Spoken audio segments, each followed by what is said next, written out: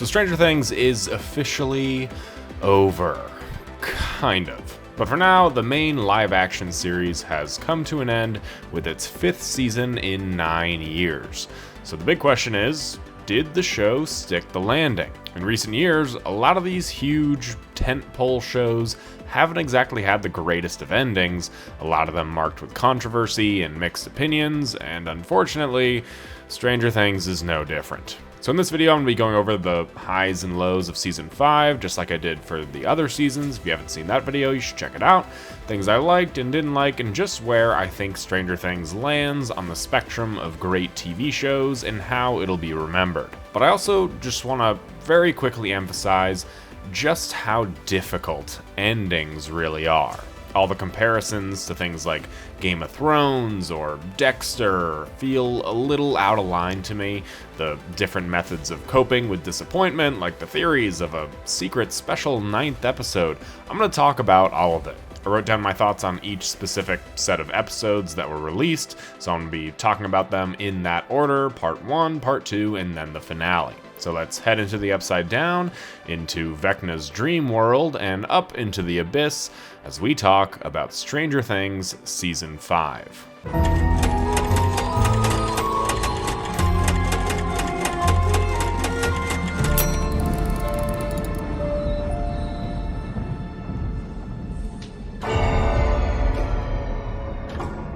So going into the season, we were told that there was going to be very minimal setup and that the crew was on the job to find and kill Vecna from the very beginning. And that was mostly true. The first episode did have a little bit of setup, mostly centered on Holly Wheeler, who, for all intents and purposes, is a new character in this season. But even with setting her up, I thought they did a nice job. Even giving her a sibling moment with Mike that was far better than literally any scene we've ever gotten with Nancy and Mike. Of course, the show addresses the time it took between seasons with its own time jump, Robin voicing over how the town is different and what's happened in the time that we were gone. It feels like a lot has happened, but not necessarily that we missed anything, if that makes sense, which is the mark of a pretty well executed time jump. However, this town is not at all what I expected it to be. Sure, everybody is in quarantine and can't leave, but there were tons of people leaving the town at the end of the last season. The Upside Down had essentially come to Hawkins. I was expecting this to be some sort of post-apocalyptic Gravity Falls type ending situation, but I guess some metal floors covering up the giant gaping slash in the ground is all they needed. Now everybody's good to return to school, and when there's school, there's of course bullies. With how fast-paced this season is, I actually do find it a little strange that life just seems normal once again, because this story could have easily fit if the town wasn't normal and if it was seemingly post-apocalyptic. But that might just be me. I like post-apocalyptic stories, so I think it would have been cool to see here. This whole first stretch of episodes is all about one mission gone wrong, and I really liked that aspect. This crawl ends with Hopper getting stuck in the Upside Down, the deaths of Ted and Karen Wheeler, the kidnapping of Holly, and the stakes are properly raised from these scenes. I didn't really expect them to go here. Oh, wait a minute. Ted and Karen are still alive, somehow. I do really think that at least one of the parents should have died here. I thought Karen dying would have added a lot of personal stakes to the plot, giving the characters even more of a reason to go after Holly. Ted dying, sure, would have been easier, but I also don't think it would have raised the stakes at all. The groups do split up once again, and in fact, this season the groups split up into different subgroups quite a bit, which I actually really like. Some of my complaints in the previous seasons, mostly just season 3, was that it kept the same groups for almost the entire season, separated by their different age ranges, and now that all the kids are older, it's nice to see the different pairings and conversations that come with it. But of course, when some pairings work, they keep them together. So that brings me to Steve and Dustin, who I guess aren't actually so great of a pairing this season. A lot of people were upset with Dustin and Steve's dynamic in the front half of this season. A lot of people saying that it ruined their friendship, but of course, this was just to bring them even closer as time went on and to make them eventually even stronger. This is obviously the fan favorite duo. They were not gonna act like this forever. All friends have issues at some point. Dustin being angry also makes perfect sense. He's not letting Eddie's name get dragged through the mud. He's standing up for him, even if that's a stupid decision. He's processing his grief differently than, say, Max did last season. But the two of them are on very similar arcs. So to see some hate for Dustin and his decision making was kind of weird, but it also made Dustin and his whole arc stand out far more than some of the other characters, so I thought this was a welcome change. I like what they did with a lot of the characters in this season.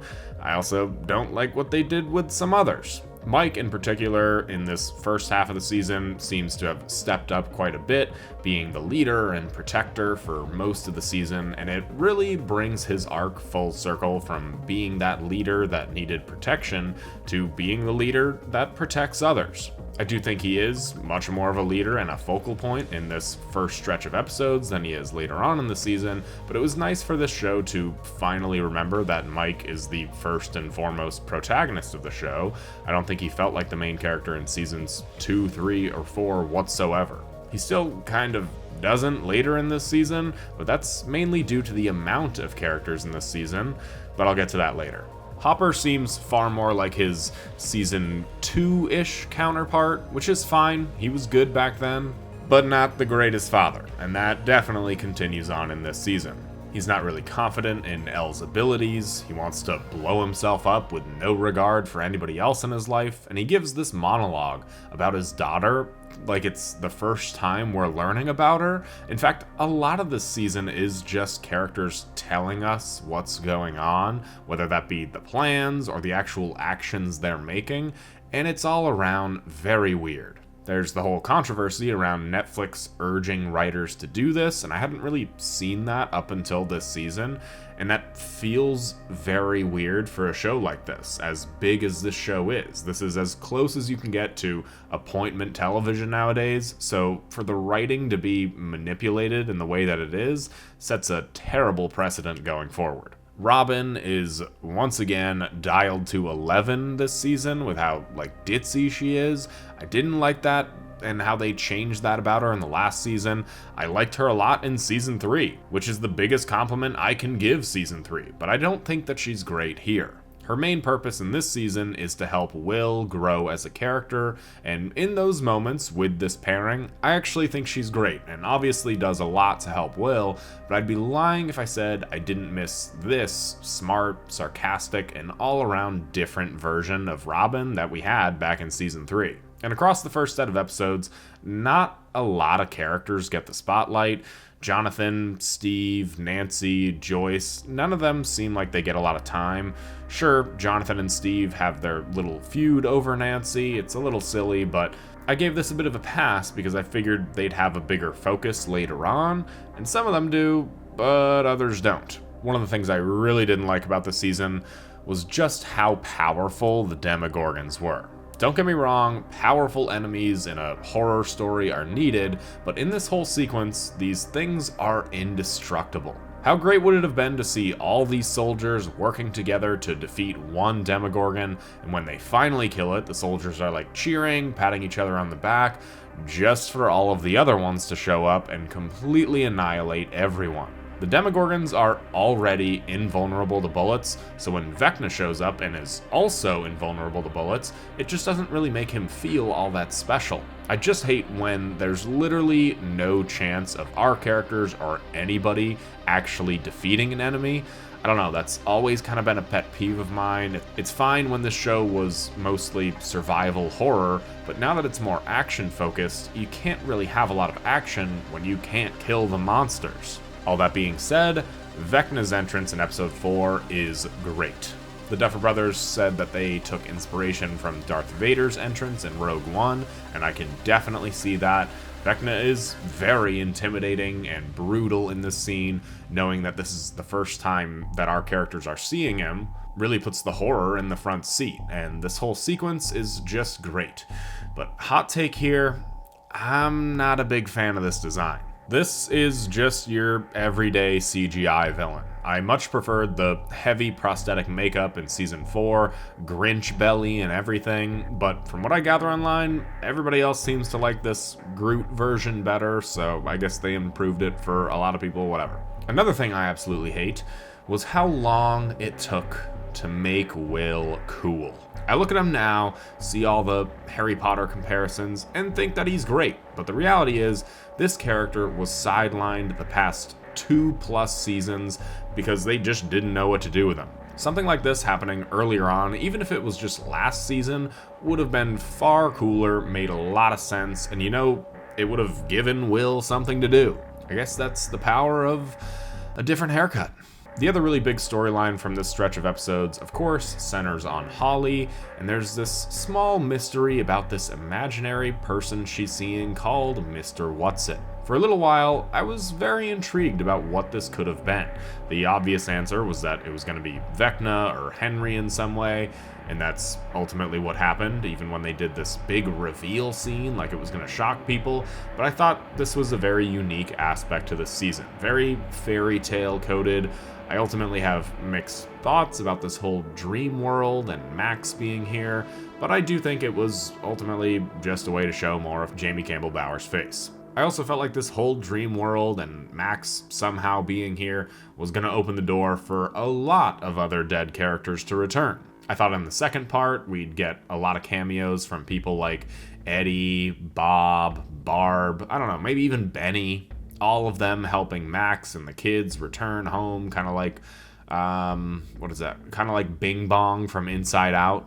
Why would all these characters be here? No idea. They all died due to something in the Upside Down. Maybe their souls got trapped here. Who cares? This is sci-fi. They can do literally anything they want in a dream world. One of the scenes in this dream world I thought was very interesting was how it showed us Henry went to high school with Joyce and Hopper and the Wheelers. I thought this was like this huge twist in the lore, but when I went online to see what other people were saying about it, this was just common knowledge to the people of Reddit because apparently there's a Stranger Things play that revealed all of this. I had so many questions about this aspect, the timeline, and how Henry could have gone to high school with them, and the show ultimately never answers any of those questions. So I'm not even sure why the show felt the need to reference the play when the majority of viewers either don't know about it or just flat out haven't seen it. And yeah, I'm gonna say the majority of viewers. Maybe you have if you're watching this.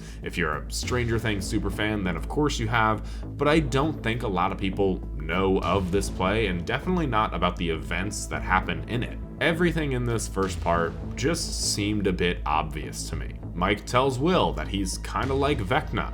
11 is preoccupied somewhere in the Upside Down. I wonder what's gonna happen. Oh, look at that. Will finally becomes cool and has superpowers. Finally, he's more useful than just telling people the Demogorgon is coming 5 seconds before it's actually there. The government apparently has Vecna. I don't know, I don't think so, but apparently whoever is behind this door is super powerful. Well, there's Vecna, who's out there somewhere. There's 11, who's not behind the door. Who's the only other person with powers that we've seen that would make for a good mid-season cliffhanger finale? Yep, Kali from season 2. There's a strange person taking kids. Who do we know who's a villain who also takes kids? That's right, Henry, but apparently it's this big reveal that he's Mr. Whatsit. The story is condensing, which makes sense, it's the final season, but it makes the direction feel very obvious. So on Christmas Day, we were told it was going to be a dark Christmas by the Duffer Brothers. Memes and skits online were running rampant and everybody was worried for one character in particular. So after a pretty great cliffhanger, a month of waiting, part 2 released to, I'll say, pretty controversial reactions. Not because of anything that happens in the episodes, but because of the build-up to them. These episodes were released on Christmas. People probably left their families to go home and watch this, and a lot of people were disappointed. The common complaints were that nothing happened, it was just build up for the finale, and that it was the worst batch of episodes to be released. Now, yeah, it probably was the worst batch of episodes to be released, but that's not exactly a big pool to choose from, considering they only did this split release thing with seasons 4 and 5, and with season 4, the second batch included the finale. I also disagree that nothing happened in these episodes. Stuff did happen. There just wasn't anything memorable like Will's moment in episode 4 to cap off these episodes on a high note. But let's take it back to episode 5, Shock Jock. One of the things about this batch of episodes that I was surprised about was the heavy focus on Holly Wheeler. I'd say she probably has more screen time than any of the other central kids do this season. I need to actually time it out, but I'd say it's either more or they're very close, which feels like a strange thing to do in the final season. Speaking of strange things to do in the final season, how about bringing back a fan least favorite character, not really having her do anything except for try to convince Elle that she doesn't deserve to live anymore. That is certainly an interesting choice. I think everybody was excited to see Kali again. It's been a few years since that episode. Maybe it would be cool to see what she's been up to, how different she is, but she really just sat on the sideline for all 3 of these episodes. Will, coming off of his best moment of the series, has another cool moment where he hurts Vecna, but then doesn't use his powers again throughout the rest of these episodes. I feel like it would have been cool for these episodes to be about how Will could tap into the hive mind from further apart or something like that, have him train his powers the same way Elle was training in the beginning of the season, so that way the next time anything attacks them, they'll have an ace up their sleeve with Will. Again, I just think Will having powers is cool. I like how they're different from Elle's, and he's like Vecna's Horcrux now, but they just didn't utilize it to its fullest potential. We were told that this batch of episodes would explain what the Upside Down is, and all of our questions surrounding it would finally be answered. But, I don't know, I didn't really have any questions about the Upside Down in the first place. I was perfectly fine with it being this alternate dimension created by Elle's powers, which I thought was the answer we got in season 4. Now it's just this ripoff of Dark and how that show handled its alternate dimensions. I guess the Duffers took those comparisons a little too literally. The fact that it's this wormhole and apparently this wall has been here all the time is a little strange to me. I figured this wall was something Vecna created to hide behind like the characters thought, but it isn't. So how did they just not find this wall or see it in any of the previous seasons? It's almost like, oh, right, none of this was planned out. And I said this in my video on the first 4 seasons. A lot of people in the comments disagreed with me and said, oh no, everything was totally planned out. So here, watch this. I've seen people claim that that's Vecna or that we went back and changed it, but that I swear was the Demogorgon. Back in season 1, we obviously hadn't designed Vecna or anything that. We knew there was a more sentient evil behind everything in the Upside Down, but obviously this is long before Vecna had been designed. I also just think the Upside Down is pretty lame in this season. This used to be this big, bad, scary place. Now it just feels like it's, another part of town. They're just walking in it willy-nilly, no one covers their face anymore, and they even joke about it. Is this shit safe to breathe? Unclear. Okay. But also, why shouldn't they joke about it? This place is a joke now. What happened to all the bats that were flying around? Where are all these Demogorgons and Demodogs now? Are they in the abyss? Well, we didn't see them there either, so where did they all go? I think something that would have done this season justice earlier on, or even just as the last scene before heading into the finale, would have been to show us Vecna's army. Part of the scariness of big battles and the build-up to them is seeing the enemy ranks. Think about the White Walkers and seeing their army, or all of the Uruk-hai outside of Isengard before they march to Helm's Deep.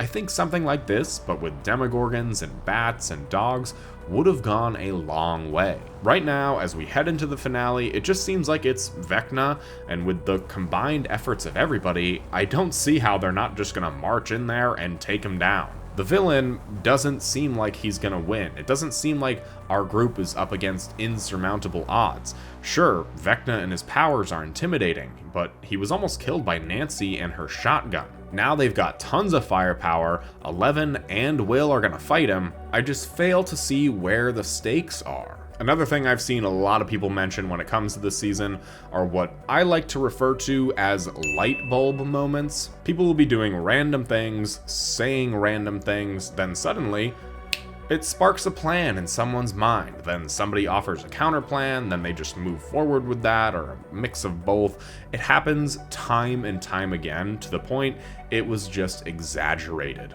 In this stretch of episodes, I felt like there were a lot of really forced emotional moments. When Max and Holly are talking about the power within, I was screaming at them to run. Max was literally in this position before, and she missed her opportunity to get back. There's just no urgency whatsoever. And then they make this whole music portion not really mean anything at all, when that was a big through line of this entire series and overcoming Vecna's powers, but I guess it just didn't matter at all. And maybe the only actual controversial scene with Will coming out to everybody in episode 7. Now, I get the intention here. I see how they wrapped it into the story about Vecna exposing his weakness, even though that doesn't happen in the finale. I know it was a different time and this was a much bigger deal back then. I'm sure it resonates heavily with people who have had this experience or a similar one, and that's great. Personally, I don't have this experience, so to me, this just felt like Will was sitting everybody down to tell them that he has something really important to talk about. And when they're all about to go on a life or death mission, I think everybody was probably like, oh, that's it? Well, okay, you're gay, whatever. We have other things to focus on here. The Steve and Dustin arguments and fights, again, felt a little bit forced, particularly their actual fist fight.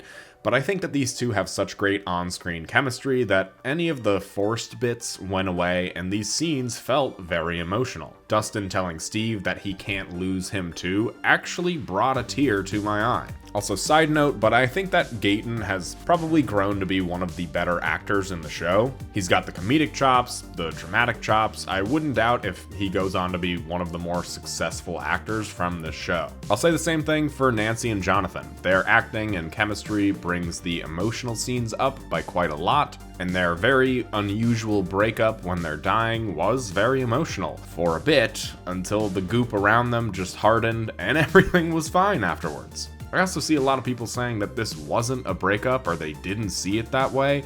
I'm not sure how. He literally says something along the lines like, "Will you not marry me?" And it was a very amicable and mutual breakup. They didn't even kiss in the scene. How is this not a breakup? Everyone's complaining about the writing spelling things out to people, but the one time it doesn't, nobody understands the scene. So I guess I can see where Netflix is coming from now and just hammering home every point of every scene. A lot of this season, but especially with this batch of episodes, feels like an outline for the season. These characters are going to go here and do this, then these characters will go and do this, then there's going to be a fight scene, then there's going to be a breakup, then they're all going to come here, then this happens. I don't find the way that they connect everything to flow all that well. The pacing of the season and its events feels fine, but the glue of the season and when scenes happen and the distance it takes for storylines to continue feels like it's falling apart. If season 4, or really any of the previous seasons, was held together by Gorilla Glue, season 5 feels like it's being held together by Elmer's glue.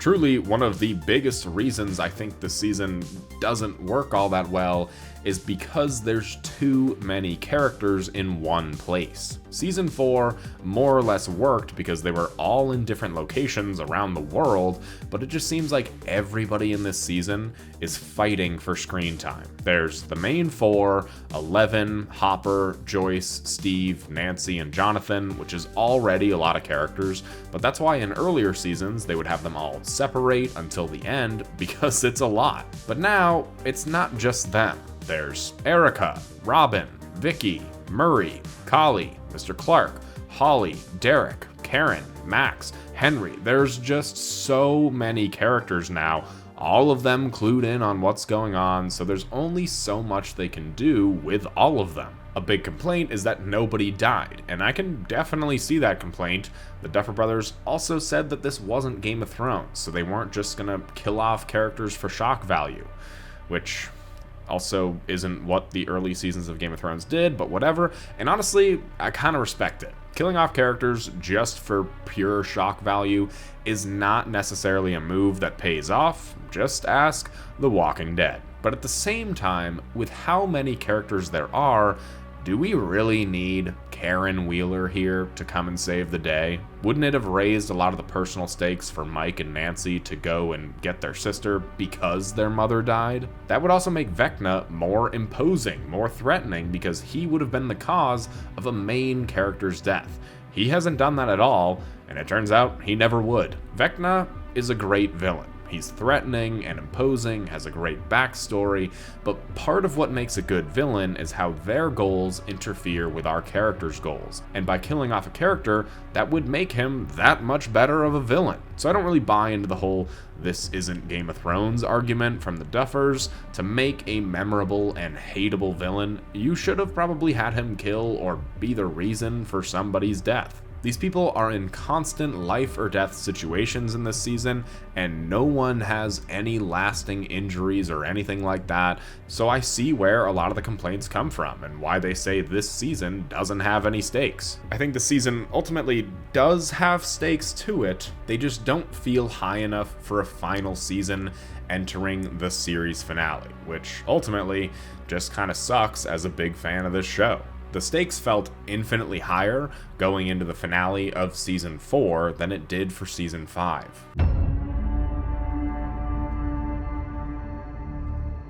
So we move on to the finale, coming out a few days after the second batch of episodes on another important day in life, on New Year's Eve. Get ready for a rant here. I hated the release schedule of this season. I was so excited to start watching this season when it came out, but I didn't get to do that on Thanksgiving because, you know, it's Thanksgiving, I had family over, I wanted to spend time with them, not watch Stranger Things. Then on Christmas, guess what? Crazy thing here. I also went to go and see family. I wasn't gonna leave and go and watch this show, and thank God I didn't. Now New Year's, guess what? I had plans, like I'm sure a majority of other people did.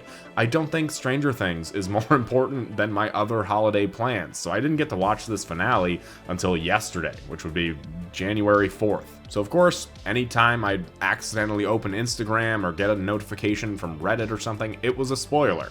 Even when I was actively trying to avoid them, I still got spoiled for a few things. And yeah, that's a me issue, but it's my video, so I'm gonna be venting about how terrible this release schedule is, and yeah, it's gonna impact my rating of this season. The beginning of the episode definitely has the vibe that the stakes are high. Again, I didn't really feel like they were, but I did start to feel the stakes when the military started causing some issues. Them being here to throw a wrench in every storyline was actually pretty good. I know a lot of people weren't fans of the military storyline in this season or any season, but their presence was felt here in the final episode, and I think it raised the stakes a proper amount. The first big moment of the episode came with Steve almost falling off the tower. It was a nice way to give the theater audiences a heart attack, but ultimately turned out to be great development for Jonathan, who I thought was absolutely butchered in previous seasons, so it was nice to see him actually do something here. But the characters split up, and ultimately a group of them make their way into the Abyss, otherwise known as the title of the episode, The Right Side Up. Now, there's something about this whole other world that just feels a little ridiculous to me. Yes, the Upside Down has been here from the beginning, but something about this whole location, seeing all these characters here in what is ultimately a very Marvel movie-esque finale, it just seems a little silly to me. Like, if you could show me a screenshot of these characters in this world while I was watching season 1 for the first time, I'd be like, damn, what happened to the show? Hopper gives the audience a good scare by absolutely ruining their whole plan, but it gives him the opportunity to scold Elle for wanting to sacrifice herself. You know, exactly the same thing he was gonna do a few episodes prior. And sure, you could say this was character development on Hopper's part, but I don't think it is. I don't remember anything significant happening in Hopper's storyline from this scene to this scene that would change him so drastically to thinking self-sacrifice is a bad idea. It again feels like this is part of an outline. Oh, so in episode 4, we're gonna have Hopper want to sacrifice himself, but then in the finale, he's not gonna want to do that. And that sounds great, on paper for an outline, but he didn't have any major character development for this decision on that matter to be different. It just comes across as hypocritical and selfish. Now, for the final battle itself, it's good. It's very climactic. Every character is doing their part. There's this final twist of seeing the actual Mind Flayer in its true form. It becomes this very Elden Ring style boss, complete with the characters hacking at its undercarriage in order to bring it down. Seeing Elle versus Vecna is what the people want. Will has his final cool moment. It's altogether pretty satisfying, but at the same time, you're kind of left with a feeling of, that's it? I said it earlier, and I know many people have pointed this out, but where were all the Demogorgons? Where are the bats? Where are the dogs? Any semblance of Vecna's army? There's a reason why they didn't have any shot of Vecna's army, because I don't think he has one. Or he only had those few Demogorgons that we saw, and I guess his numbers are depleted? Which again, goes to show that the stakes weren't very high for all of them to go up here. I thought that they were just gonna rush in here and take down Vecna, and that's exactly what happened in 12 minutes of screen time. Wouldn't it have been cool for Will to have to stay back and pick off the Demogorgons one after another to give the others time to try and take out Vecna? I know Will still had his moment with Vecna, but it wasn't as cool as his moment in episode 4, and for bullets to not affect the Demogorgons or Vecna whatsoever, they seem to work fine against the Mind Flayer, which just seems really odd. But they all make it out except for Kali, meaning that they brought her back just to be the big death of the season. Literally, the safest person to kill off. Now there's the whole moment when they get back, and I'll talk about that in a few minutes, but the extended epilogue was to be expected, and I actually like it. I just made videos on the Harry Potter movies, and one thing that has always kind of bothered me about that ending is how it absolutely sprints to the finish line without giving closure to anybody other than Harry, Ron, and Hermione. There's so many characters in this show, and like 95% of them have proper endings here. The one that sticks out to me the most, because they were always in my age range watching this show, is all of the teenagers, now the characters in their 20s. While I don't understand Robin saying that she misses the time they all spent together, because I don't remember all of them hanging out whatsoever, but them planning to visit each other every month is not at all realistic. But I've had these exact same conversations with my friends, talking about how we're all gonna see each other all the time, even though we're hours apart in different portions of the country, and afterwards, sometimes you don't see those people for like 2 or more years. It's sad because of how relatable it is, and it's definitely the epilogue scene that I resonated with the most, and I thought it was the most proper send-off. The other ones are also emotional and proper, and I'll get to the big one in a second, but this is kind of what I expected from this finale. A big action sequence where they take down the villain, emotional endings for the characters, and everything basically wrapped up in a nice bow. But endings are hard. No matter what you do, who you kill, who you don't, people are gonna be upset. Even when they try their damnedest with a 50-minute epilogue, people aren't gonna like it. It's impossible to please everybody, but with finales, that factor is dialed up to 11. There's even people online who think there's gonna be a secret 9th episode coming, which retroactively will make everything in this season make more sense. Now listen, I've done my time when it comes to coping through a disappointing finale. This is the final season. This is everything that the writers intended. This is the finale. It's all there. There's no secret final twist or final episode. And people are upset by this for a multitude of reasons, whether it be you wanted certain characters to end up together, or because you wanted somebody to die or to have a better ending.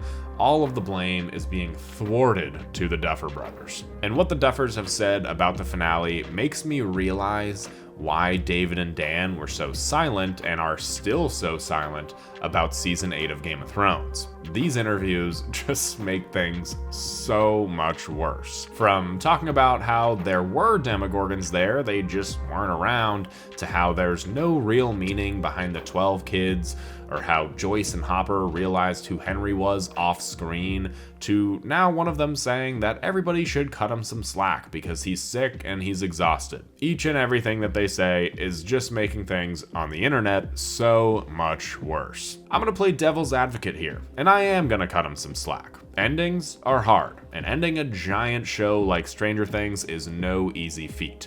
Was I 100% satisfied? No, I wasn't. But was I ultimately disappointed? No, not really. Like I said, I've done my time with coping through a bad finale, wanting another secret episode that would explain everything better, but that's just not realistic. I know that endings are hard, so I didn't have very high expectations going into the final season for a reason, because I've been burned before. First time? Yeah, you? No, not my first time. Do I think that they should have done these interviews? Hell no. Do I think that asking for some slack from strangers on the internet is gonna work? No, absolutely not. But you know what? I think they did a mostly good job on this final episode. And with that being said, this season is nowhere near as bad as season 8 of Game of Thrones. I think people are now starting to forget just how bad the ending of season 8 was. That would be like in Stranger Things if Vecna was killed halfway through this season by Erica, and then the final villain of the show was Lonnie, who Joyce, for whatever reason, decides to get back together with, and instead of everybody fighting him, they are both just killed by some random tree in the woods falling on them. Yeah, for those who haven't seen Game of Thrones, that's how bad the final season is. So to end off, let's talk about 11's ending. This was, of course, one of the things that was spoiled for me after not watching the finale for a few days. I heard everywhere that 11 had a very ambiguous ending. But, is that ambiguous ending in the room with us? When she somehow appeared at the gate when she was just in the truck, I thought, that is strange. Maybe it isn't actually her, but then it kept on going. Mike realized her powers weren't supposed to work, yet they did. Then literally showed us clips of her escaping, Kali not yet being dead, and where 11 currently is. This isn't ambiguous. She's alive. It's clear as day.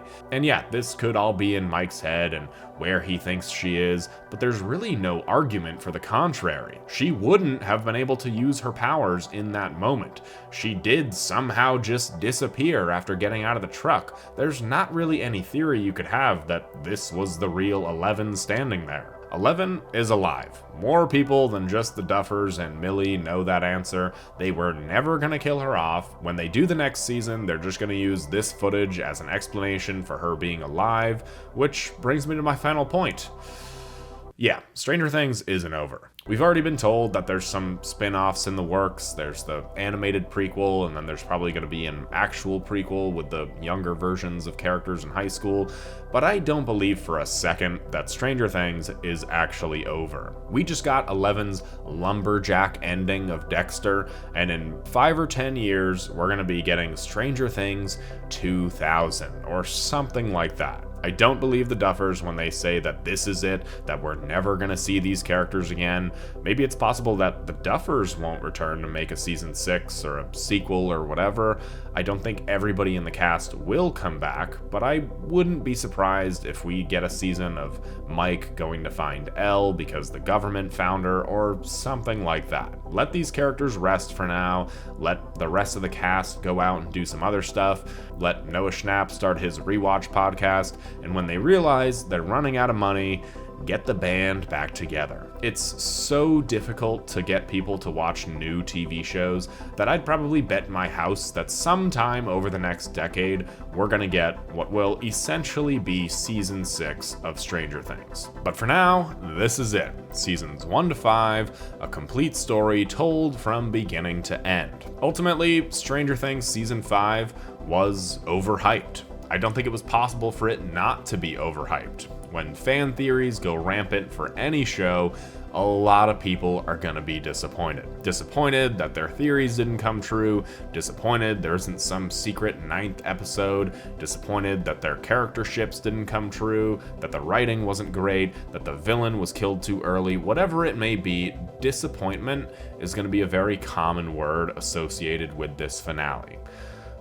for a little while. But I do think when the dust settles, when people revisit the show again, I don't think this is going to be in those conversations of worst series finales. It did right by the characters, which is where a lot of other series finales ultimately fail, and in time, people will appreciate that. I feel like I'm doing the Oppenheimer ending now, and I kind of am, because one day people will appreciate and like this finale and this final season, but that day is not today, so let your disappointment be heard around the world. Don't cut the Duffer Brothers any slack. You're allowed to be angry and disappointed, and maybe you will be forever. But again, if I'm a betting man, whenever season 6 rolls around, people are going to be upset that it's ruining the perfect ending that season 5 had. Alright, so since there's only 5 seasons, I'm going to do this just first to 5th place. And okay, let's start with 5th place. I think if you guys saw my other video, you're gonna know which season I'm gonna put here, and it's a controversial one, but it's season 3. I think that the vibe is so off in this season. I think that the whole tone is so all over the place. It's just not my favorite. In 4th place, maybe it's going to be recency bias, but I am putting season 5 there. Again, like I just said, I think years from now, months from now, however long it'll take, people will probably look back on this a little bit fonder, myself included, but for now, I am a bit disappointed. 3rd place, I know this is a controversial one as well, but I'm putting season 2. I think that it still carries that same horror vibe that season 1 had. It's pretty slow to get going, but I think the final couple episodes, minus that one, yes, you know which one I'm talking about, are all really well done. 2nd place, this is a season that I really like. Season 4, I'm very disappointed. I think because of how much I like season 4 is why I'm so disappointed in season 5. Season 4 just had it all. It had the mystery, it had the sprawling stories across the world, and despite California not being a very good storyline, I think the rest of everything and the reveals and Vecna and Henry, everything just made it so much better. So yeah, that gets 2nd place, which means in 1st place is, in my opinion, one of the greatest seasons of television ever made. That's season 1. And I don't really think I have to explain much further on that. But since I gave all the other ones a numbered rating in my other video, I would give season 5 a rating of like a 7.4 out of 10. So that's it. Thanks for watching, everybody. Happy New Year to all first-time watchers, subscribers, channel members. You guys are the greatest, and I'll see you all in the next one.